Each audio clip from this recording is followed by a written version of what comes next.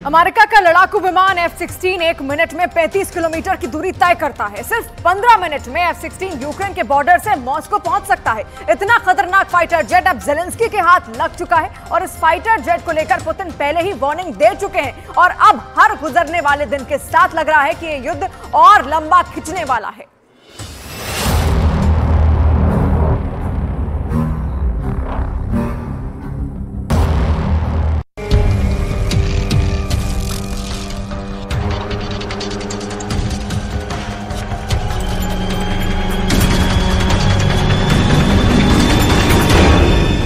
युद्ध अब मॉस्को में होगा।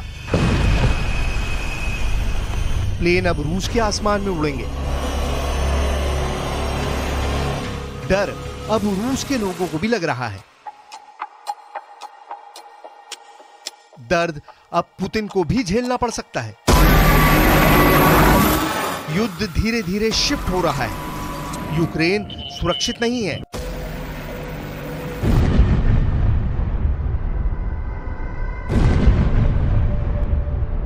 लेकिन मॉस्को कब तक सेफ रहेगा ये कहना अब आसान नहीं है। और ये सारी आशंकाएं क्यों हैं? इन तस्वीरों से समझिए।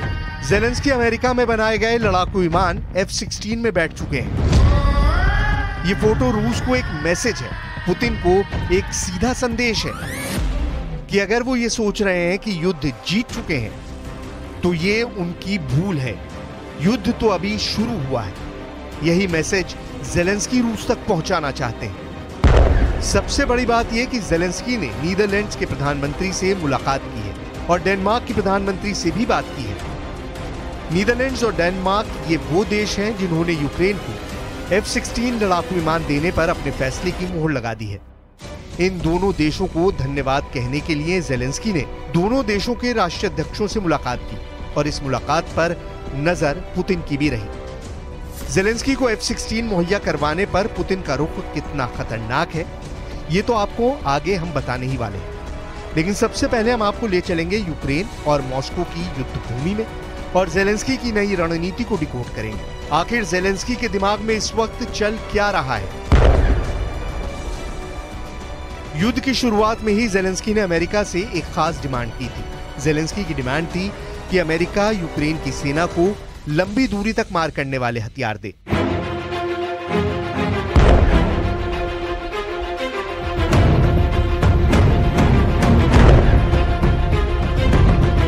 लेकिन ये सब कुछ देने से अमेरिका ने पहले इनकार कर दिया था क्योंकि बाइडेन इस युद्ध की आंच अमेरिका तक नहीं आने देना चाहते थे। ज़ेलेंस्की के पास हाइमार्स रॉकेट लॉन्चर्स ही हैं जो ज्यादा से ज्यादा 150 से 160 किलोमीटर की रेंज में ही कामयाब है।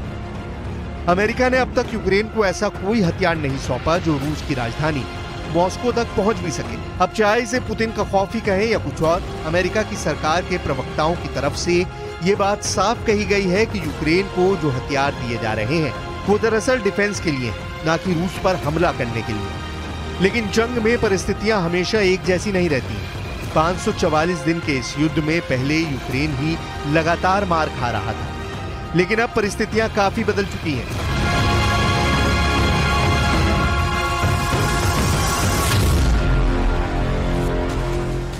तीन मई को रूस के राष्ट्रपति भवन यानी पुतिन के घर क्रेमलिन पर ही ड्रोन अटैक हो गया। पिछले हफ्ते यूक्रेन के ड्रोन ने रूस के एक्सपो सेंटर पर भी हमला कर दिया जो कि मॉस्को में है।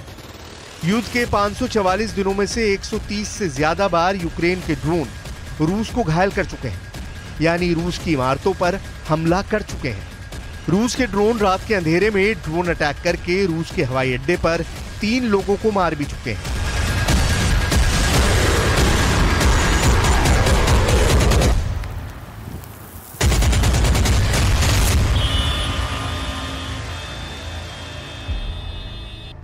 यानी अब युद्ध मॉस्को की तरफ शिफ्ट हो रहा है।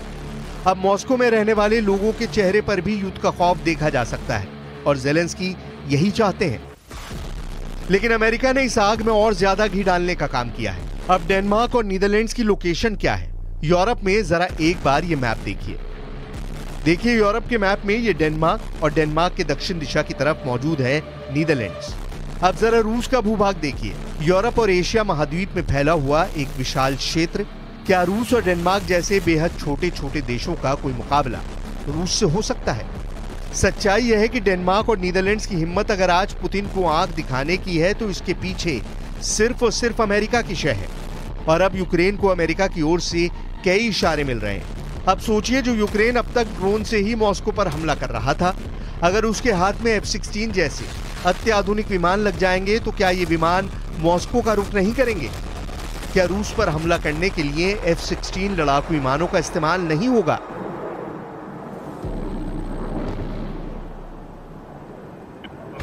F-16 की गिनती दुनिया के सबसे भरोसेमंद और सुरक्षित लड़ाकू विमान में होती है। इसे अमेरिकी कंपनी लॉकहीड मार्टिन ने बनाया है।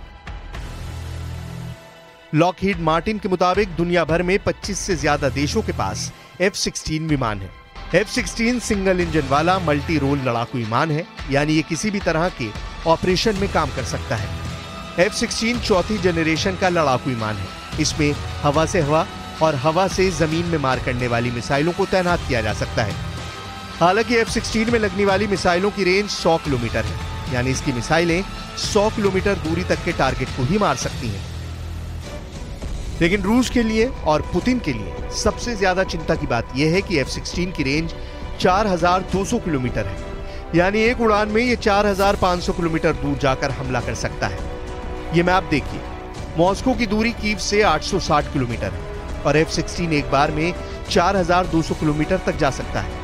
F-16 एक मिनट में 35 किलोमीटर की दूरी तय करता है। इस तरह कीव से मॉस्को पहुंचने में 860 किलोमीटर, यानी कीव से मॉस्को पहुंचने में F-16 को सिर्फ और सिर्फ 24 मिनट का ही समय लगेगा। और इसीलिए ज़ेलेंस्की बहुत खुश हैं।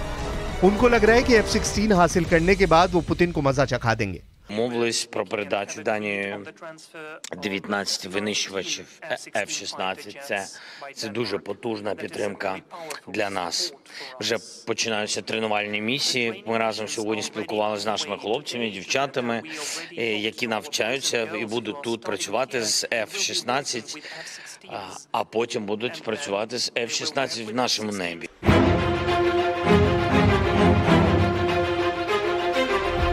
अब रूस इतनी बड़ी ताकत और महाशक्ति है, यूक्रेन कुछ भी कर ले, सिर्फ कुछ दिनों तक ही रूस को टक्कर दे सकता है। जब युद्ध शुरू हुआ तो ज़ेलेंस्की के पास 70 लड़ाकू विमान थे और पुतिन के पास 773 लड़ाकू विमान थे, यानी रूस के पास यूक्रेन से 7 गुना से भी ज्यादा लड़ाकू विमान थे।